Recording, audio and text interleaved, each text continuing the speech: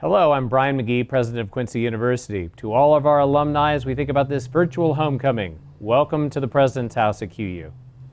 We're here in what would have been the original family room of the Quincy University President's House.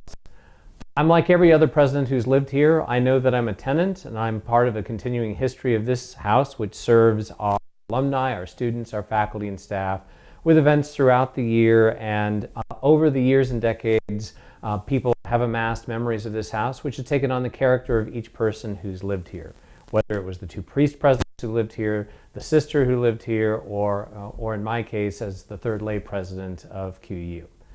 Behind me, for example, is a sketch that Carl Warma, a professor here at QU, gave me on the day that I was announced as Quincy University's 24th president. It's a beautiful sketch of the QU chapel, and it's a reminder to me of that great day, and it's part of this room, which I've tried to give a bit of a Franciscan flavor.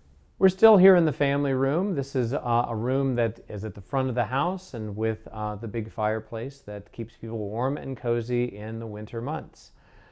This room I like to think of as having a Franciscan flavor, and certainly I've tried to give it a Franciscan theme. Over the fireplace, for example, there's a print that was used by one of the previous presidents, I don't know which ones, which shows a 1999 art exhibit that had a Franciscan theme.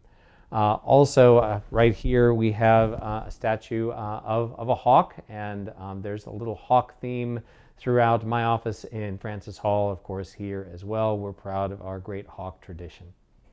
Part of signaling our Franciscan identity at QU is making the President's House resonate with the experiences of Francis and representations of St. Francis of Assisi throughout the ages.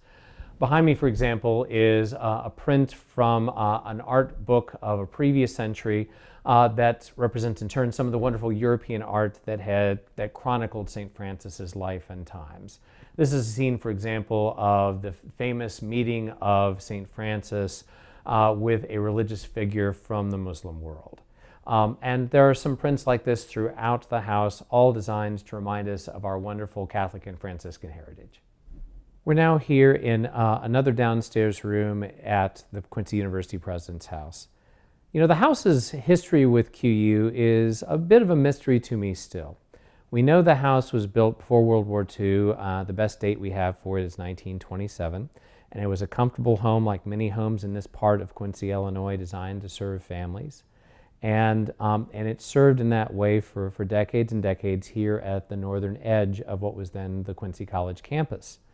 Right next to this house are three residence halls in a row built in the 50s and 60s. What's now called Woods Hall, along with Garner Hall and the former Centennial Hall, now Heline Hall, taking up the rest of the block between here and 20th Street on Chestnut. The house was acquired by QU before it was actually used as a president's house. Of course, the Franciscan presidents lived for a long time with the rest of the friars in the friary. But beginning a few decades ago, the priest presidents started to live here, and then ultimately those of us who've been lay presidents of QU have been here as well. And as you can tell, the house is a lovely Chicago bungalow. It really is a perfect fit for Quincy University.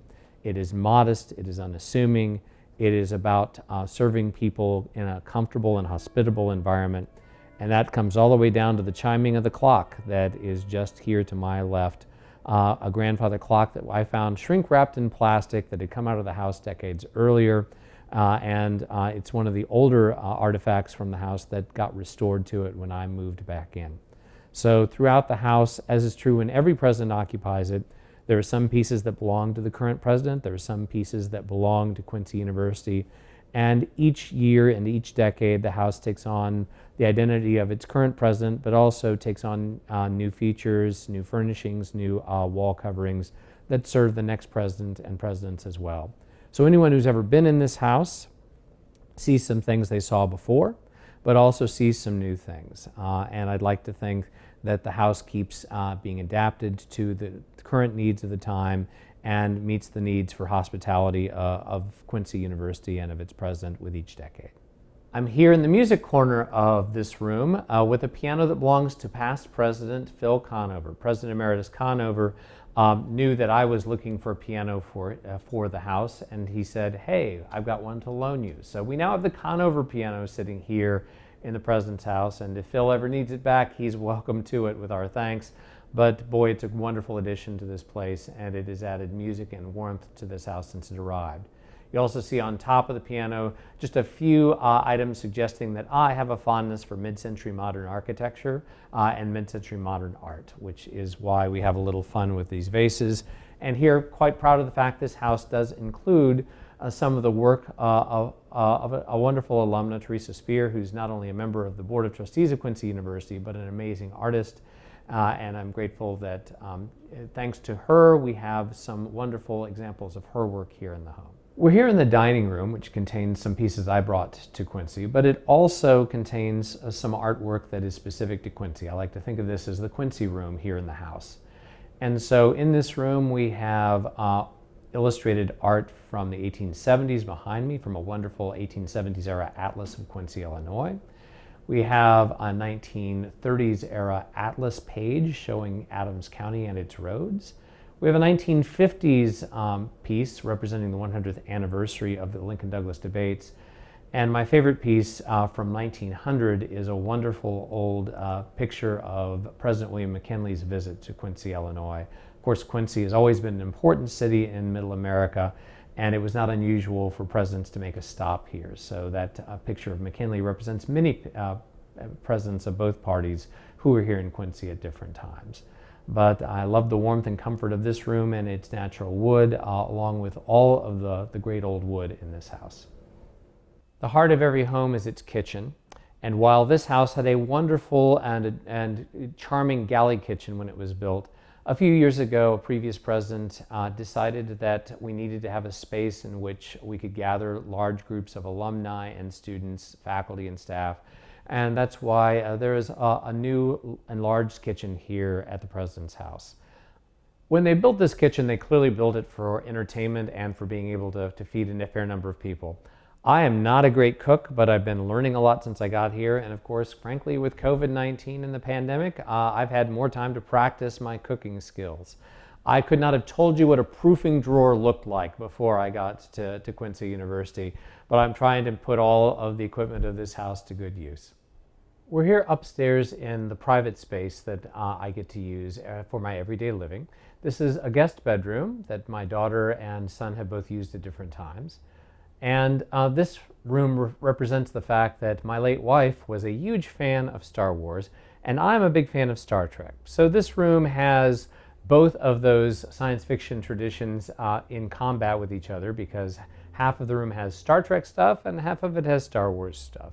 Whatever science fiction or fantasy genre you prefer, this room probably has a little something for you. At many colleges and universities across the United States, the upstairs of the President's House is the President's and family's private space, where guests more rarely go. And that's true for us here at QU. The attic has been finished so that there is a bedroom for the President, there is a guest bedroom, and there's a living area where I can comfortably sit, and that is exactly what I get to do from time to time. It's a warm and relaxed space, and it contains more of the things from my own family. Behind me, for example, is a bookshelf that includes many of my books and some of the books of my late wife, along with some artifacts from our family. That includes the Star Wars and Star Trek memorabilia that marked my life with my late wife, and also it is a fun collection that makes me smile. It's been a treat having you here with me today at the Quincy University President's House. This has been a pre-taped event, but we're next going to go to a live Q&A, and I hope that we get to enjoy some time thinking through what it's like to live in this house and on this campus today, and get to share with you some of the experiences we have in 2020.